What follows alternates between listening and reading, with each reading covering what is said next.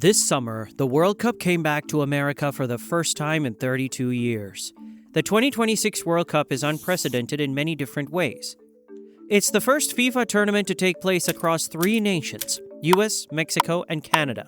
This is the first tournament where there are 48 countries competing instead of 32, meaning 104 matches will be played. It is also the most expensive World Cup in history. World Cup group stage ticket prices have been announced, and it's safe to say people are not happy about it. The Athletic are reporting that the average price for a 2026 group stage World Cup ticket in Mexico, Canada, and the USA is costing roughly around $305. Average is the operative word here, but that is incredibly steep regardless of the fact. FIFA really dropped the ball with these ticket prices. I finally got my World Cup tickets. Guess what they cost me? This was insane. Like, the round of 32 game was about $890 and the quarterfinal was about $2K a pop. That's insane for a ticket. If you look at a chart of average final ticket prices, you can see they have remained consistent for the past 20 plus years. But this time in 2026, fans are looking at prices that are astonishing. We're talking about top-tier seats surging past $10,000, and even the cheapest seat in the building for the final costs more than the most expensive seat at the entire 2022 final. A total bill that could cost the average fan their entire life savings. So you might be wondering, how did a sport historically built by the working class become an event that completely prices them out? Is it just basic inflation? Well, the first thing we need to understand is that, for the first time in the history of the World Cup, FIFA introduced dynamic pricing. They priced tickets like airlines price seats. The price floats up and down based on demand, in real time. So if it's a popular match or a hometown team or knockout round, the price shoots up. But that's just the primary market. The real damage happens when you look at how America handles ticket resales. In countries like Mexico, there are strict regulations where you can only exchange your ticket or sell it for exactly what you paid for it. Toronto is the same. Ontario passed a law capping resale price at face value. But in the United States, it's the Wild West. And FIFA isn't stopping this. In fact, they're actually profiting from it. On their official resale market, they take a 15% cut from the seller and another 15% cut from the buyer. Meaning, if a seller lists a ticket for $1,000, the buyer pays $1,150. The seller receives $850, FIFA pockets $300 for facilitating the resale. Keep in mind, this is on top of the money FIFA already made by selling the ticket at full face value in the first place.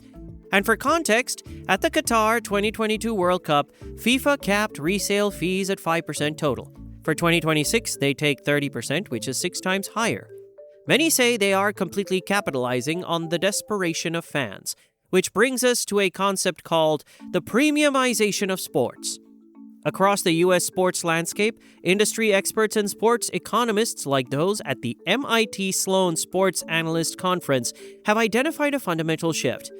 Teams are literally shrinking their stadiums. They are ripping out thousands of affordable upper-deck seats to make room for luxury suites and exclusive clubs, all due to a staggering financial reality that shows that premium seating, although it may only make up 20% of a stadium's capacity, it can generate up to 50% of the total ticket revenue. The modern sports franchise doesn't care about selling a $50 ticket to a lifelong fan, at least not really. They care about business-to-business sales. Suites are leased to corporations for client entertainment and tax write-offs. A working-class fan might cancel their season tickets if the economy dips or the team has a losing season. However, a massive corporation will renew their luxury box lease no matter the score, because it's just a line item in their budget. And FIFA is utilizing this truth perfectly. Now, let's assume you are a lucky person who has got a ticket. Well, you've got another financial problem to worry about: local economies. Take Boston, for example. Usually, a round-trip train to Gillette Stadium costs about $20. But for the World Cup, the city is jacking the exact same train ride up to $80. In New Jersey, a standard round-trip train ticket from Manhattan's Penn Station to the stadium in East Rutherford typically costs $12.90. For the World Cup, NJ Transit initially announced they would charge $150 for the exact same round trip. The agency estimated it would cost nearly $48 million to safely transport the roughly 40,000 fans expected to use mass transit for each of the 8 matches. New Jersey officials, including Governor Mickey Sherrill, explicitly stated they refused to pass those operational and security costs onto regular taxpayers or everyday commuters. But after some backlash, they reduced it to $105 in early May, then down to $98 in later on the same month. Couple the high cost of transport with surging flights and hotel prices and food, and you might just clear your bank account. In fact, for many people around the world, attending even a single game requires spending their entire yearly income. In Haiti, the cheapest ticket available can cost nearly 25% of the country's average GDP per capita on the resale market. Now, to be fair, FIFA has an answer.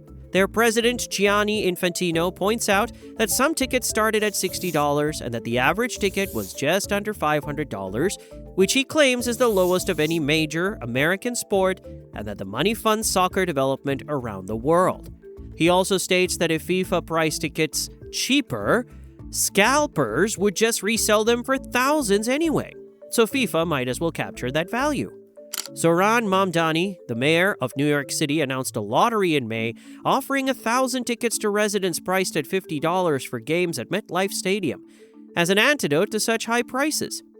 Infantino applauded Mamdani for the effort, but pondered why FIFA didn't get great news when it put out 130,000 tickets for $60. Okay, say you're one of the people who could pay. You save up, you bought the ticket, you booked the flight, the hotel, etc. You still might not be able to attend the game because the United States is the major host country. 78 of the 104 matches are on American soil, which means, for most fans, getting to this tournament means getting past the American border. And right now, that border is close to a lot of people. 19 countries are under a full travel ban to the United States, and 19 countries are under a partial travel ban.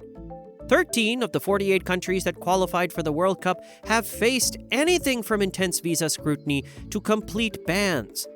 In fact, recent statistics revealed that out of 150 Ghanaian fans who applied for World Cup visas, 147 were rejected.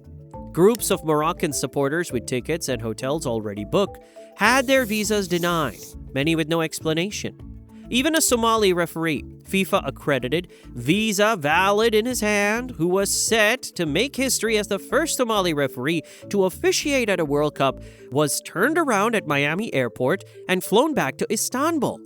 The U.S. Department of Homeland Security confirmed to Al Jazeera that Artan was determined to be inadmissible to the country due to vetting concerns, despite having been listed as one of FIFA's 52 World Cup referees. The administration's stated reason for this rigorous border policy is security. They stated publicly that they have a commitment to what it calls the greatest and safest World Cup ever, and anything that gets in their way to achieve that must be removed regardless of how it looks. Now, the 2026 World Cup ends this weekend, the barricades will come down, the trains will go back to $12, and the global spotlight will move on. But the precedent has been set. FIFA and American sports franchises have successfully tested the waters, and they've proven that no price is too high, and no barrier is too extreme, as long as the stadiums keep filling out with desperate fans and keen corporations. If a fan base is willing to drain their life savings just to get in the door, the premiumization of sports won't stop here. The blueprint for 2030 and beyond has been written.